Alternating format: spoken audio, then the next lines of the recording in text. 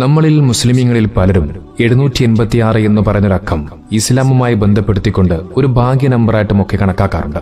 വാഹനങ്ങളുടെ number പ്ലേറ്റുകളിൽ, mobile നമ്പറുകളിൽ, എന്തിനേറെ 786 എന്നെഴുതിയ ഒരു നോട്ട് പോലും കിട്ടാൻ നമ്മൾ കൊതിക്കാറുണ്ട്.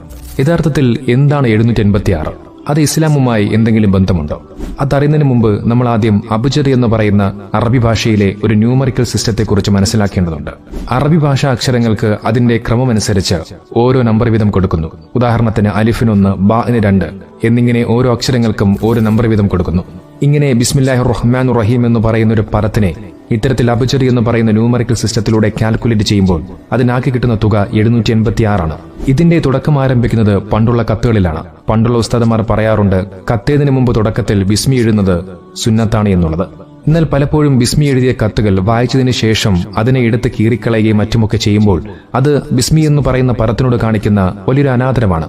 അതിനാൽ തന്നെ ബിസ്മി എന്ന പദത്തിന് പകരം 786 എന്ന് എഴുതുമ്പോൾ അതിന് ഈ കത്ത് എടുത്ത് കളഞ്ഞാൽ പോലും ബിസ്മി എന്ന പദത്തിനോട് അനാദരവ് കാണിച്ചതായി ആകുന്നില്ല. അതോടൊപ്പം 786 എന്ന് കാണുമ്പോൾ അത് വായിക്കുന്ന മനുഷ്യൻ മനസ്സുകൊണ്ട് ബിസ്മി എന്ന് പറയുകയും ചെയ്യുന്നു. 786 എന്ന് പറയുന്ന രക്കത്തെക്കുറിച്ച് ഖുർആനിലോ ഹദീസിലോ നമുക്കെവിടെയും കാണുവാൻ സാധിക്കില്ല. അതിനാൽ തന്നെ ഇത് ഇസ്ലാമുമായി ബന്ധപ്പെട്ട ഒന്നല്ല, നേരെ മറിച്ച് അറബി ഭാഷയിലെ അബ്ജദ് എന്ന് പറയുന്ന ന്യൂമറിക്കൽ സിസ്റ്റവുമായി ബന്ധപ്പെട്ട ഒന്നാണ്.